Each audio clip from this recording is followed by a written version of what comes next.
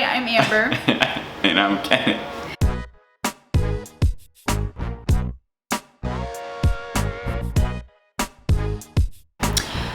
We are going to be talking about 4 ways to gain more experience as a makeup artist. There you go. So, I'm going to be talking about the first one. So the first one is what we in the industry call trade for print, or you can sometimes see it as TFP. TFP? Sometimes it's TFCD, so trade for CD. So the photographer will actually give you a CD of all the work that he sends you instead of emailing everything. So basically what it means is you are going to be giving your services, so your makeup and hair, or just makeup services, in exchange for the photographer to give him your services of the photography. Depending on who you're working with, he'll edit them or do Photoshop. It varies between, who's doing the shoot. Mm-hmm. But then you can, put that in on your website, and it's both. Everybody kind of wins. The model gets a picture, the photographer gets really great makeup. Depending on how big of a production it is, there's sometimes wardrobe involved. Sometimes there's a separate person for hair, etc. So that is the best way. You can basically just kind of meet people. Next one is do student films. So a lot of people who are just starting off, if you're a makeup artist starting off, you know that there's also directors starting off, writers, and producers, and assistant directors, and people are always going to school to learn how to make films in one aspect or another. So it's always great to reach out to these schools, and they could put you on a list. I think I'm on a few where if they need a makeup artist, they can contact you, and usually they're unpaid, or they'll give you a kit fee and meals and such, or reimburse you for gas, or maybe like $100 a day or something. But doing student films is great because everybody's kind of learning off of one another, because you're all kind of thrown in this scenario where you guys are going to be doing this for a long time. So it's great to be able to work with people who aren't already so established, so you guys can work things out together, kind of communicate, learn what everybody's job is, and also not be totally terrified to make any mistakes, because as everybody's learning, everybody's guaranteed to make a mistake or two. Definitely. Most definitely. The third thing is assisting. So assisting, and this goes on both the film and the fashion. Whoa. Sorry. The film and the fashion side of things. I feel like I see a lot more assisting gigs on fashion stuff than I do film, like independent film, I guess. I don't know. Yeah, unless it's just big budget. Yeah, unless it's a bigger budget. Yeah. But yeah, you can get a lot of experience on that. You get to learn how artists that you assist pack their kit, how they set it up, what they're using and why. You get to learn all the different positions of whatever type of set you're working on. So the art director, the photographer's assistant, the wardrobe, and then if on the film, you can learn about all the different positions there, as producer, associate producer, executive producer, first and second ADs, sometimes thirds, the ACs, all these different positions, gaffer.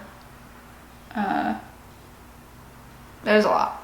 There's a lot of terminology too, especially if you're on a set that has a walkie. There's a certain way you're supposed to talk on the walkie.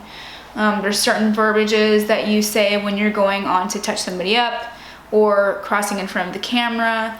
Coming in and out of a trailer, if you have a trailer. Yeah, that too. There's also an etiquette of who you're supposed to talk to about certain things. You don't always talk with just the person that hired you about things just because you feel most comfortable. You do have to talk to different people for different reasons. Mm-hmm. So learning from that, working with other people, you learn that, which is really cool. Also different techniques from the artist that you're assisting, which I think is one of the most important, because they have a lot of knowledge. Everybody has knowledge about everything. Well, not everything, but certain things. Right, yeah. You gotta, take some with you. So that's number 3, is assisting. And I think that can bring us to number 4, which is practice. And I don't know, I just think that practice is obviously very important. Anybody you talk to who's a professional makeup artist, they're gonna tell you to practice all the time. But that being said, work on your friends, work on your family, get a friend who has a nice camera, or, if you have a nice camera and do some makeups, whether they're beauty makeups, natural makeups, monsters, creatures, whatever it is, do it and take pictures of it, because it's good to see that you're progressing. And also, people who are going to hire you, they want to see your portfolio and they want to see that you're constantly doing something.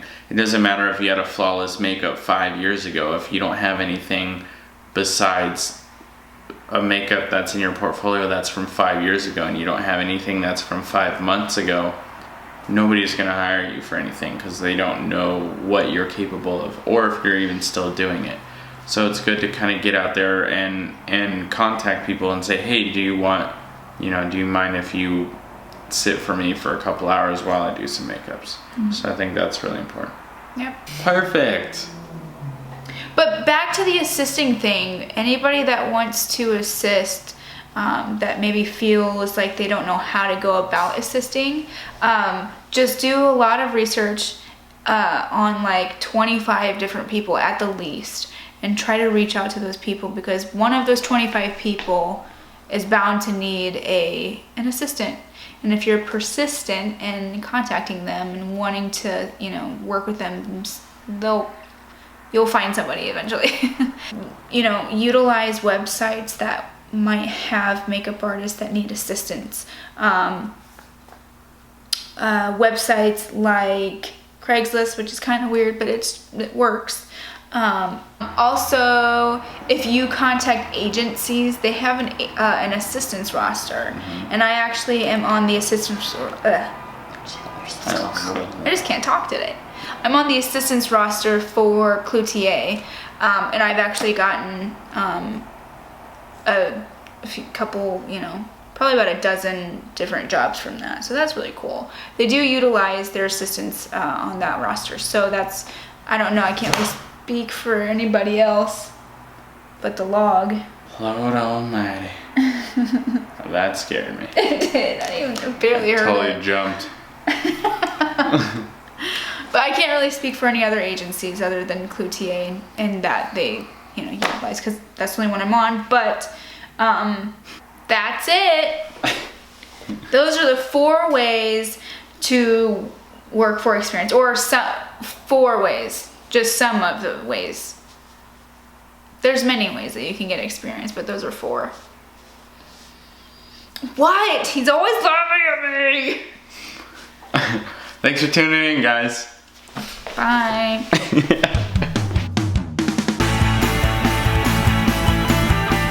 So Craigslist. Is it lists? Craigslist, and Craig's lists. Craigslist. This video is brought to you by Craigslist.